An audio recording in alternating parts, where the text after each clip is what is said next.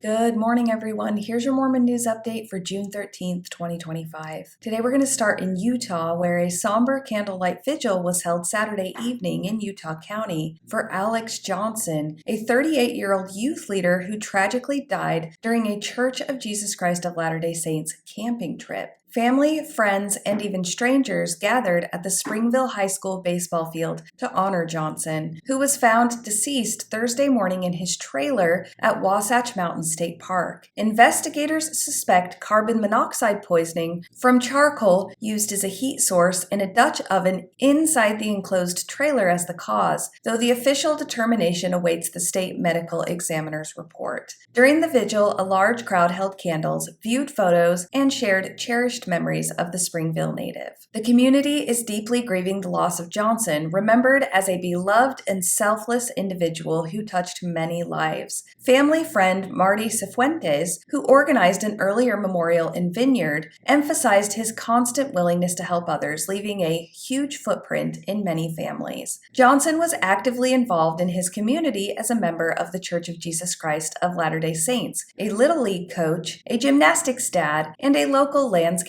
business owner. As tears continue to flow, friends reflect on the profound sadness of losing such a good person, while rallying to support Johnson's widow and 4 children through a GoFundMe campaign, which has already raised over $70,000. When I hear stories like this, I do always hope that the church would cover the costs of the hospitals and funeral, since he died at a church activity. In similar Utah news, a community in Lehi, Utah is grieving the loss of 14-year-old Jenna Sharp, who passed away after being struck by a vehicle on the night of May 30th. Jenna had just attended a Latter-day Saint multi-stake youth dance held at the Lehi Rodeo grounds. According to a report by KSL-TV, she was hit by a car traveling south on 500 West as she crossed the street to meet her ride home. First responders arrived quickly, and she was transported first by ambulance, then by life flight to Primary Children's Hospital in Salt Lake City. Both of these stories are incredibly heartbreaking, and while I may have some major beef with the Mormon Church, I still see so many members of the church as really good, wonderful people. My condolences go out to everyone affected by the loss of these 2 wonderful people. Now we're going to change gears a little bit and go to KSL.com, where it says, the Utah County Attorney's Office has filed 2 more criminal cases against a former Provo OBGYN accused of SAing numerous patients under the guise of medical exams. David Harrison Broadbent, 77, of Orem,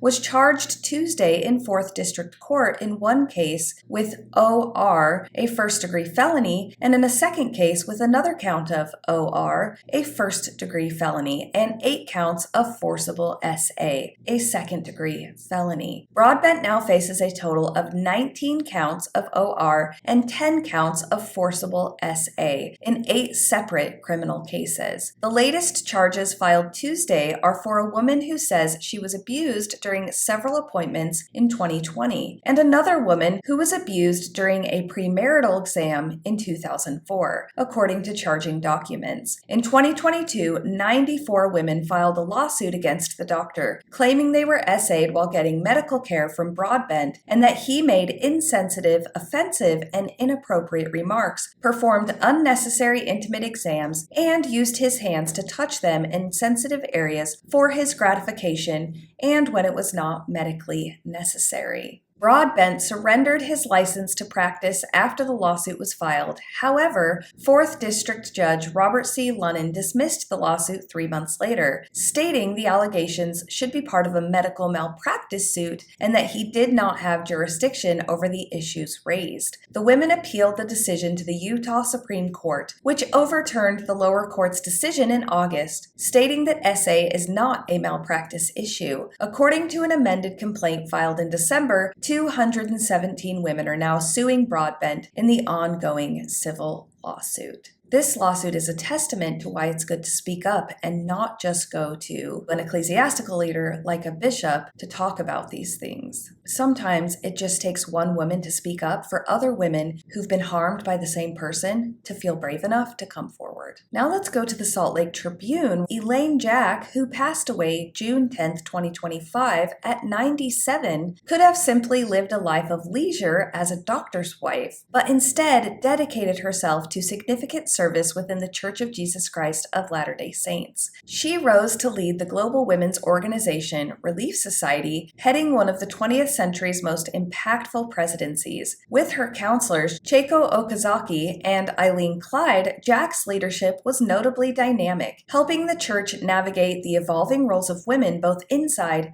and outside the home. Historians and biographers agree that Jack's perceptive judgment and experience helped sharpen the Relief Society's focus, keeping it vital and relevant amid dramatic societal changes. For a little background, Jack was born March 22, 1928, in Cardston, Alberta, Canada, the third child of Sterling and Lavina Anderson Lowe, who nurtured her in a home that highly valued good grammar, cleanliness, manners, and education, according to the family's obituary. Community and family activities in the shadow of the Rocky Mountains and the faith's Cardston Temple laid a foundation for an optimistic lifetime of efficient hard work and service. Jack attended the University of Utah, where she met and later married Joseph Earl Jack Jr., a newly minted physician, the family writes. The couple lived in New York City, Boston, and Alaska, eventually returning to Utah in 1958. As a family of 6, the obituary says they actively golfed, skied, boated, backpacked, and hiked, which does speak to the level of privilege that she enjoyed before she became one of the higher-ranking women leaders in the Mormon Church. The article then says Jack was a practical, down-to-earth, get-it-done leader, says Carol Lee Hawkins,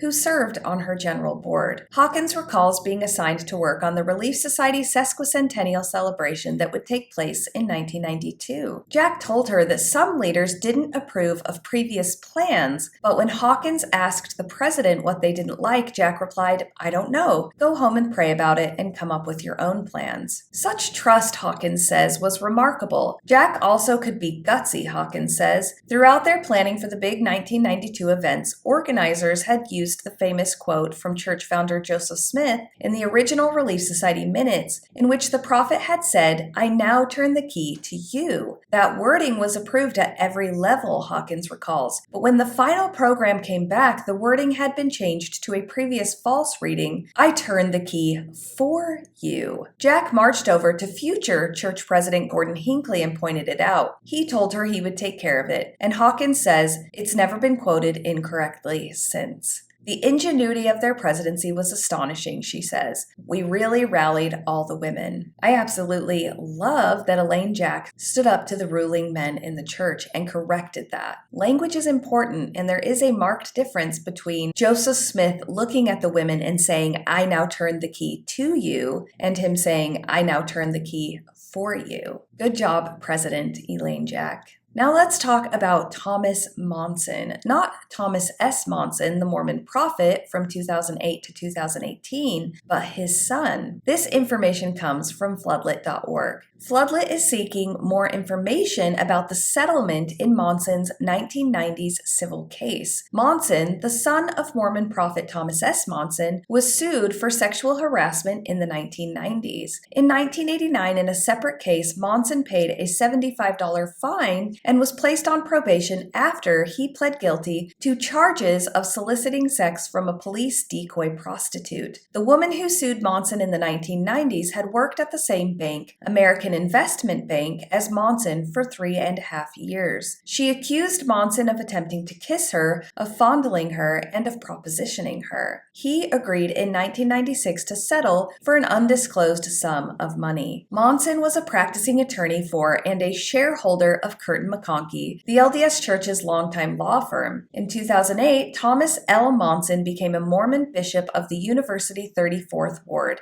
a singles ward at the University of Utah campus in Salt Lake City, Utah. This is the second man with information on floodlit.org that also had ties to the church's law firm, Curtin McConkie. I find it somewhat disturbing that the same law firm that allegedly helps the church cover up SA has men in its own ranks doing these sorts of things. Now let's go to the Church Beat with Tad Walsh for this information. Elder Gilbert, who is also a General Authority 70, and others expressed frustration with journalists who write what two university presidents describe as clickbait stories focused on the closures of small, underfunded, faith-based colleges. Since 2000, the network of BYU schools has grown by almost 100,000 students, Elder Gilbert said, and yet all I read is faith-based schools are closing. The growth in Latter-day Saint education is not surprising. The Deseret News reported in a November article that the Church of Jesus Christ provided education for nearly 1 million students in 2024, including high school students in seminary programs and college students in institute programs. But 100,000 students in 20 years is a remarkable increase that comes with two important notes.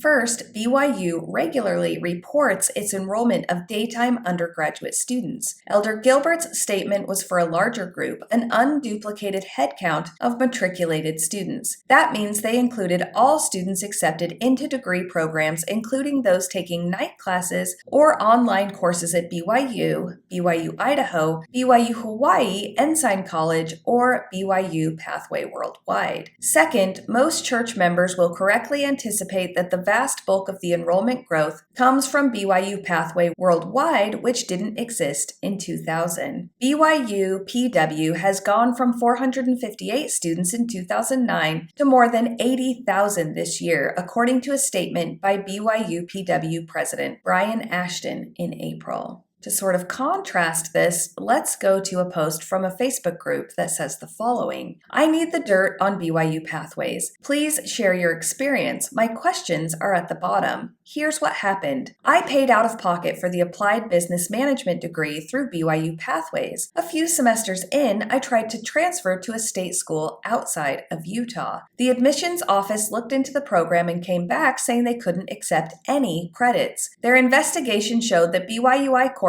offered through Pathways didn't appear to fall under BYU Idaho's national accreditation. They also explained that the word applied often signals technical coursework, not traditional academic credit. This matched what I later confirmed. I reached out to dozens of universities. All of them said they wouldn't accept the credits or recognize the degree for grad school applications, citing that they don't believe the degree is accredited. What's frustrating is that BYU Pathways does claim accreditation, but when I directly asked BYUI and Pathways admissions for clarity, I couldn't get a straight answer. And now Pathways students have a totally separate portal with renamed classes.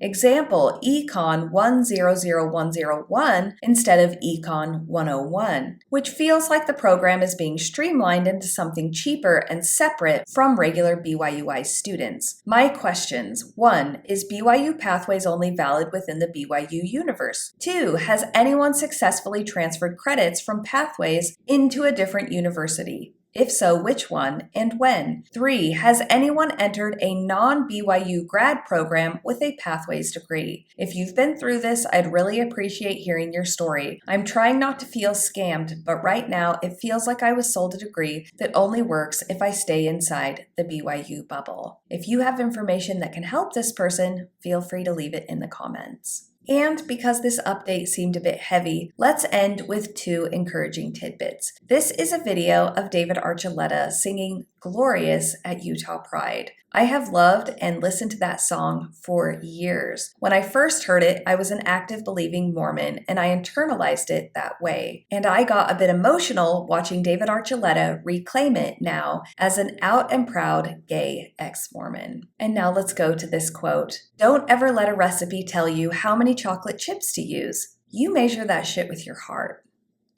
And that's your update for today, folks. I absolutely hope you have the day that you deserve.